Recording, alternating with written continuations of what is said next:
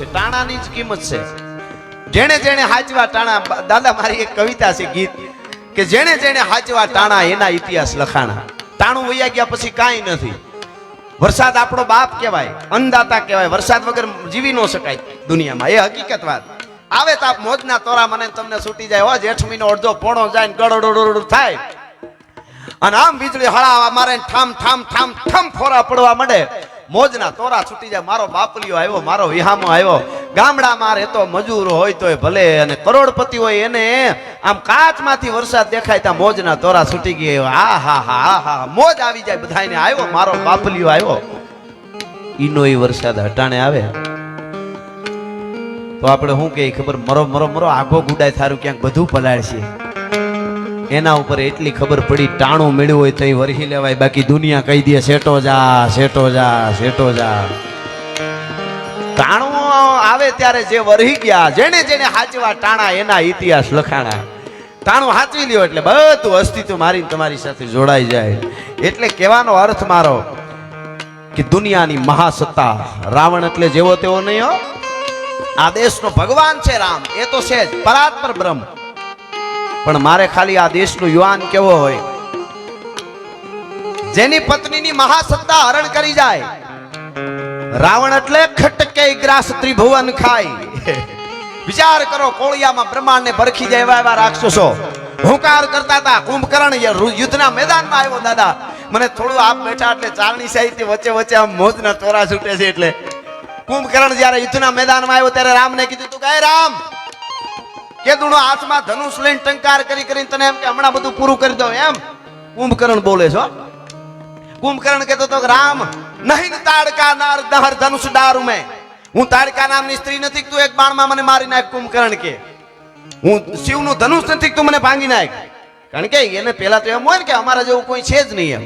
નહીં રામ ધનુ નહીં તાડકા નાર નહર ધનુષ ડારું મેં નહીં મારીચ કનક મેં. હું હોનાનો બગલો નથી, તું મને મારી નાખ રામ. કુંભકર્ણ ક્યાં છે?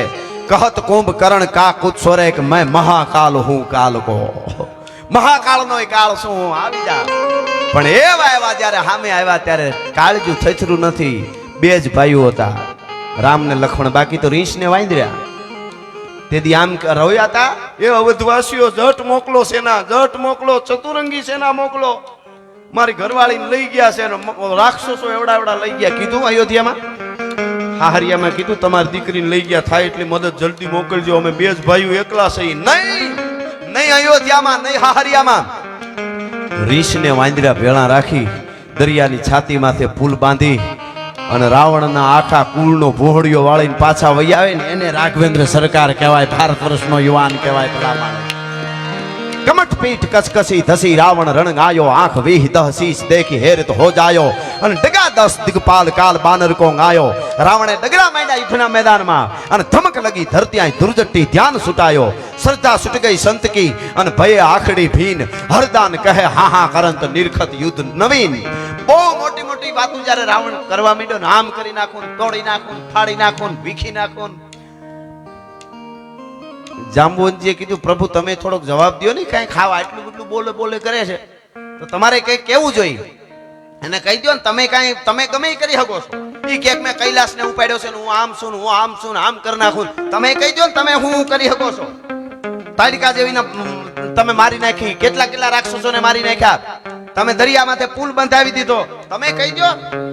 રામે જરીક મરકાય बरदंत के पंगत कुंद कली गधराधर पल्लव खोलन की चपला चमके घन बीज जगे सभी मोतिन माल गमौलन की गुरार लटे लटके मुख ऊपर कुंदन लोल कपोलन की नियो छावरी प्राण करे तुलसी बल जाओ ललावन बोलन की.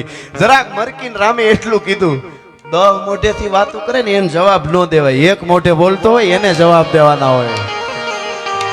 હા હા હા આ વિચાર બહુ સરસ છે.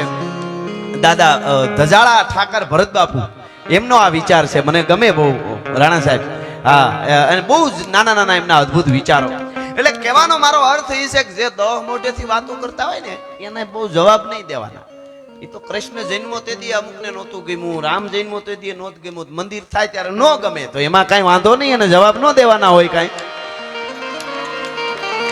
તમે બળદ વેચાતા લ્યો બળદના જ રૂપિયા દેવા પડે, બગાઉ મફત આવે ભેળી. એને સટકા ભરવા સિવાય બીજું કોઈ કામ ન હોય.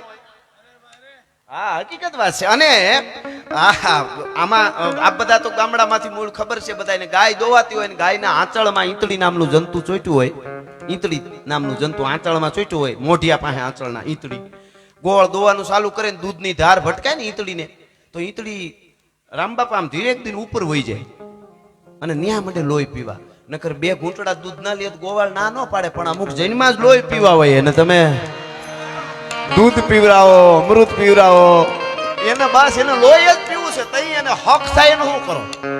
આપણે જૂનો એક ઓલો લોટો આવતો કળશો જૂનો, એ જૂનો કળશો એવો આવતો હોય, ગમે એ દૂધનો પાણીનો ભર્યો હોય ને આખા ઘરમાં ક્યાંય રહે નહીં. એને ગમે ત્યાં મૂકો ને જે બાજુ ઢાળ ભાળે એ બાજુ વળી જાય. ગમે ત્યાં મૂકો ને ઢાળ ભાળે એ બાજુ વળી જાય. એને રાખના આગમણીમાં ચૂલાની રાખવો પડે. અમુક આગમણીમાં મૂકીને આપણે આપણું કામ કરી લેવાનું હોય, આમાં બીજું કઈ હોય નહીં. હા, પણ મને મારા સમયમાં મને આમ મોજ આવે છે. આપણું સાહિત્ય, આપણી ધરોહર, આપણી સ્થાપત્ય કલા એ અદ્ભુત છે. એના ઉપર કલાકો સુધી બોલાય ને દુનિયાના જેટલા ફિલોસોફરો વિદ્વાનો થયા છે, હું મારી વાત નથી કહેતો, એને વાંચી લેજો. આપ બધા ભણેલા છો. એને એક જ વાત કરી છે, દુનિયાના કોઈ દેશને તમારે રાંકો બનાવી દેવો હોય, એને નકામો બનાવી દેવો હોય, નમાલો બનાવી દેવો હોય, તો એ દેશના ઉપર અણુબોમ્બ નાખશો તો એ પાછો ઉભો થાય, નમાલો નહીં બને. પણ એના યુવા ધનને એનું સાહિત્યનો ઇતિહાસ ભૂલવી દો એટલે એ પછી ક્યાંય ના નરી આવું દુનિયાના લેખકોએ કીધું એ હું કહું છું. એટલે આપણી કથાઓ આ વર્ષોથી કથાઓ ચાલે છે, સાહિત્ય, આ બધી ધારાઓ માનવ જીવનનું ઘડતર છે. આ બધું માણસ માટે જ છે, જેને જીવવું છે એના માટે છે. એટલે હું આ વાત તમને કરતો હતો કે ઈ રાઘવેન્દ્ર સરકાર અને જાનકીજીનું હરણ થયું. મારે સપાખરા થોડા છંદ ગીતો મારા સમયમાં જે કાંઈ 12 ની આસપાસ કે 12 કે 12 હવા 12 પછી સમયનું કહેજો, આપણે સમયને માન આપવું પડે પૂરું. એટલે પણ મને આ મજા આવે છે. એક ભૂદેવ રસિક બિહારી 500 વર્ષ પહેલા દાદા એમનું કવિતા એક ભાઈ મને બહુ ગમે છે. એટલે આજ મને આમ ઓલું કે ને ડોહીમાં રસ્તાને કાંઠે કેરીનું હુંડલો લઈને બેઠેલા, એમાં રાજા નીકળ્યા. તો રાજાને થયું કેરીઓ બહુ સારી લઈ લ્યો ને, કે કેટલી લો? તો હુંડો આખો લઈ લ્યો ને. હવે ડોહીમાં શું હોય એટલે બધી વેચાઈ જાય, આખો દી બેસવું નહીં. મંત્રી નીચે ઉતર્યો રાજાનો, કીધું ડોહીમાં કેરીઓ લેવી છે, શું ભાવ લેશો? તો કે આટલા રૂપિયા. હે કે આટલા રૂપિયા? એટલા રૂપિયામાં તો કેટલા હુંડલા આવી જાય. તમે તમારો મગજ તો બરાબર છે ને? એમ હવે રૂપિયા એટલા કીધા કે આખું ખેતરનો બગીચો ખરીદાય જાય એટલા. ઈ કે એટલા રૂપિયામાં તો કેટલી કેરીઓ આવી જાય? તો કે કેરીઓ કેટલી મળી જાય, પણ અમને પાછો રાજા કેદી મળી જાય? કોણ સાંભળે છે? કેરીઓ તો ઘણી મળી જાય, પણ અમને રાજા કેદી મળી જાય? એવું ઠેકાણું છે. એટલે જાનકીજીના હરણ થયા પછી રામ અને લક્ષ્મણ વનોવન ગોતે છે. આપ જાણો છો વાત, આખો પ્રસંગ જાણ. પણ ચારણી સાહિત્યની પણ એક મજા છે. એમાં રામ છે જંગલના ઝાડવાઓને પૂછે છે, દાદા હે વનની હરણી, હે વનની ચણોઠી, હે વનના ઝાડવા, હે વનની વેલડી, હે વનના ઝરણાઓ, મારી જાનકીને કોઈ જોઈ, મારી સીતાને કોઈ જોઈ હોય તો મને કયો ને. પણ ભગવાન રામ જે સીતાની ઓળખાણ આપે છે ને એ અદ્ભુત છે.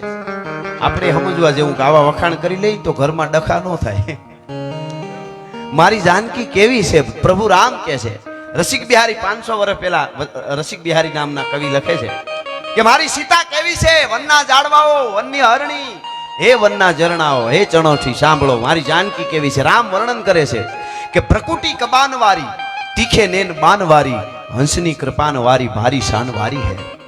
प्रकुटी कबानवारी, तीखे नैन बानवारी, हंसनी कृपानवारी, भारी शानवारी है, वदन विशालवारी, अधर पर बालवारी, पानी पद लालवारी, मत चालवारी है, रसिक बिहारी नेहवारी, दिव्य देहवारी, संतत असेहवारी, सत्य नेहवारी है, कोई वनचारी ने निहारी तो बताओ वेगी प्यारी शो हमारी है जो ऐसे रूपवारी है.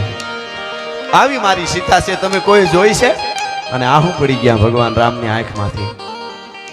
આહું પડી ગયા. લક્ષ્મણે કીધું પ્રભુ હવે થોડુંક વધે છે, છત્રીના દીકરા થઈને બાઈ માણા હારું થઈને આહુડા પાડે, ભૂંડા લાગી હે કે હવે થોડુંક વધીને ગયું એવું નથી લાગતું પ્રભુ?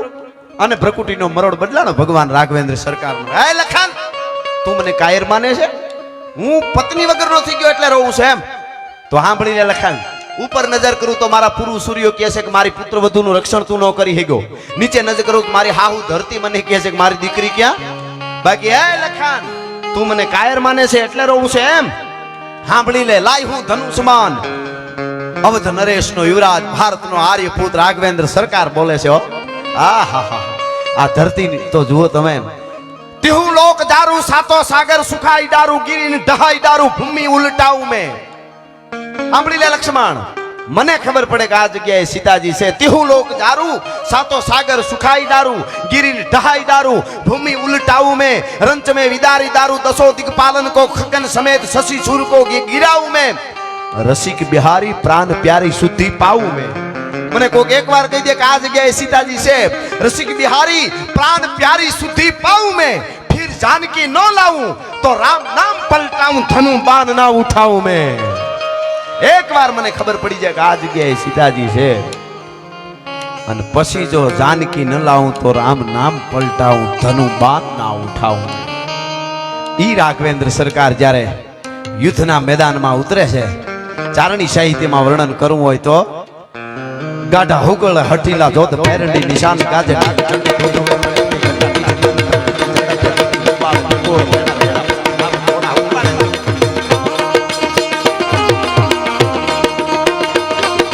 હુગળ હઠીલા જોધ પેરડી નિશાન ગાજે ડાગરડી દૂધ ઉઠી ગટા નીચે કાન ટૂટી ઝડપે ટૂટી ઉપાળ ભૂગોળ ભેડા ભેડા નાથ ઘોડા ઉપાળ ઈ પાટ દીકા કેમરા હે કાગમાળા આસમાન પર બેરા ઉંદળા હે જળા નરાટ જાટ જીમેળા પાટ મેળા પાટ ચંડી નચાકે આકાશ લડ્યા બાદ સંધી ધોમ ગાળો.